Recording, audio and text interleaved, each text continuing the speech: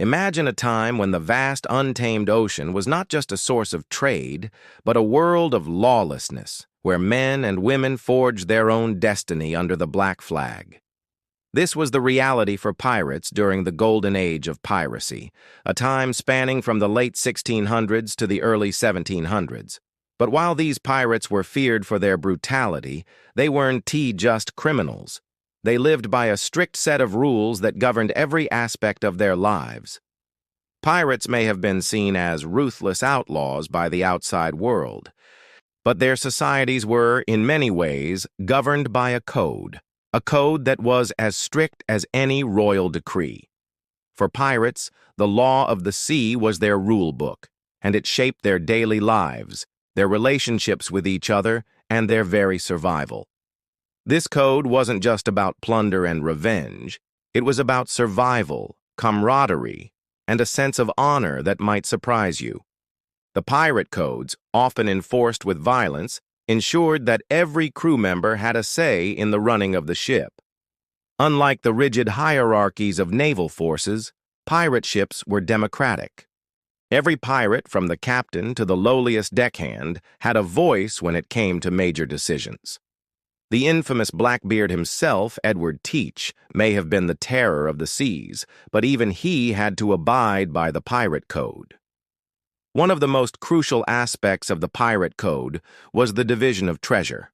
When a pirate crew seized a ship, the spoils weren't just divided based on the whims of the captain. No, there was a set system in place. For instance, a pirate captain might receive a larger share than the average crew member, but the differences were far less dramatic than you might imagine. The first mate, quartermaster, and other key roles were often rewarded with larger portions of the treasure, but the common pirate still had a fair cut. The pirate's code wasn't just about money. It extended to every aspect of life on board. For example, one of the most well-known pirate rules was that no one could be punished for a minor offense without first being tried in a democratic manner by the crew. The court would convene, and the accused pirate would be given the chance to defend themselves. If the crew found the person guilty, they would face punishment, often in the form of flogging or being marooned on a deserted island. But the pirate code also had a dark side.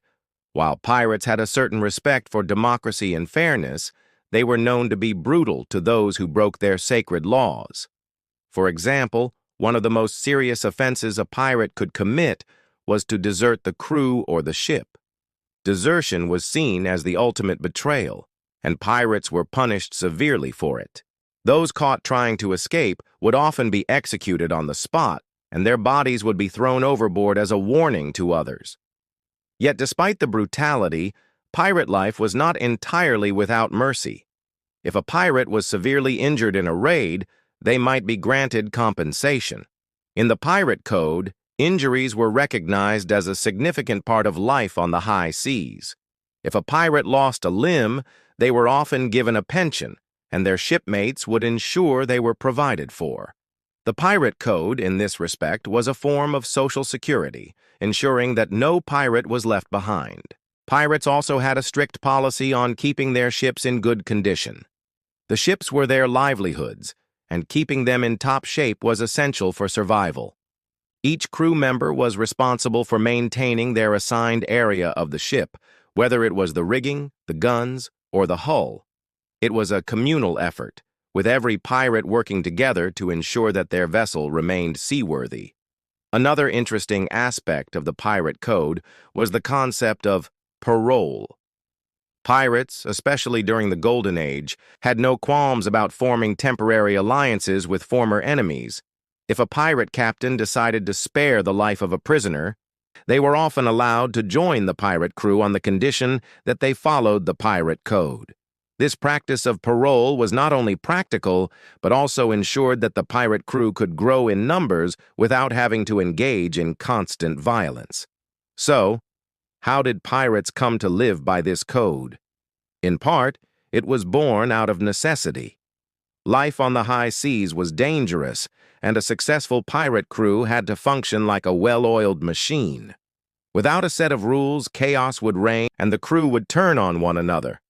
The pirate code ensured that the crew remained loyal to one another, knew their place, and contributed to the collective good. It was a survival mechanism as much as a legal framework. As the golden age of piracy came to an end, the pirate codes gradually faded into history, but their influence continued to shape our modern view of piracy. Today, pirates are still seen as symbols of rebellion and freedom, but their codes of conduct, though often brutal, offered a glimpse into a society where democracy, fairness, and survival were valued above all. The legacy of pirate codes, forged in the windswept winds of the Caribbean and other treacherous seas, still reverberates through history. These codes were more than just rules. They were a way of life, an embodiment of the pirate spirit.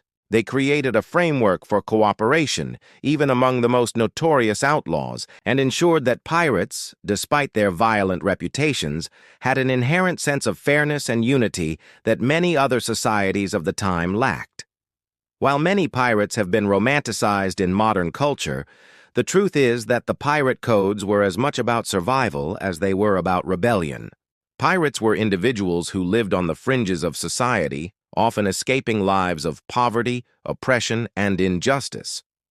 By creating their own set of laws, they defied the rigid structures of colonial and imperial systems that dictated every other aspect of life at the time. They lived by the principle that the sea was a place for freedom, where their actions, though violent at times, were governed by a sense of equality, a far cry from the absolute monarchies of Europe. At the heart of the pirate code was the idea of equality among pirates.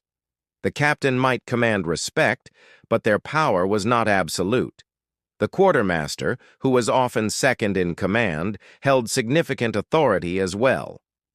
This structure of shared power, though imperfect, was groundbreaking for its time. Pirates believed that every person aboard had a role to play, whether they were steering the ship, manning the cannons, or handling the sails. In this way, they were bound by mutual responsibility, a stark contrast to the feudal systems where loyalty was demanded without reciprocal obligations. One of the more infamous rules within the pirate code was no fighting on board.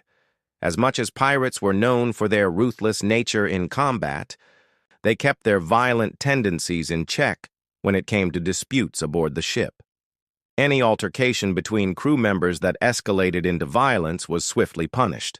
Some codes even required that the guilty party be thrown overboard, ensuring that the ship remained a place of harmony and not a site of chaos. Another fundamental aspect of pirate law was the equal division of loot. After a successful raid, the treasure was divided based on a carefully constructed hierarchy. While the captain and officers did receive a larger share of the booty, they were not allowed to take more than their fair portion. This rule was key to maintaining the crew's loyalty and preventing discontent. Pirates, in their own way, had a share system that resembled a cooperative business model. It was a model based on trust, and that trust was a currency more valuable than gold or silver. As the pirate code spread throughout the Caribbean, the golden age of piracy saw a surge in the number of pirate ships that adhered to these rules. From the infamous Bartholomew Roberts, whose pirate code was strict and clear, to Blackbeard Roberts, known for his elaborate and self-drafted codes, piracy became a microcosm of a self-sustaining society. However, even the pirate code couldn't keep order forever. The end of piracy came swiftly, and with it, the decline of the pirate codes. When the pirates were hunted down by the British Navy and other forces, many of the codes were lost to history. But the ideas behind them, of self-governance, fairness, and mutual respect, would find a place in later democratic movements.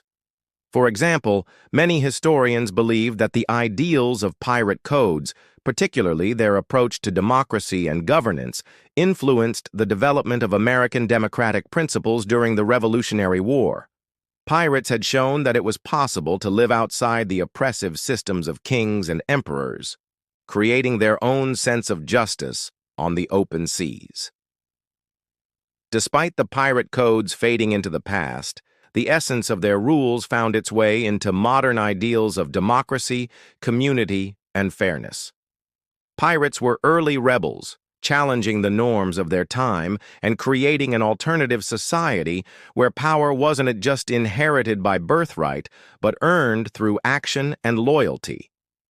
They had their flaws, and their code was often as brutal as it was just, but there was something undeniably human about it. In the darkest corners of the sea, pirates forged a society based not on blind obedience, but on shared struggle, mutual benefit, and equality. Even today, the pirate's code still inspires.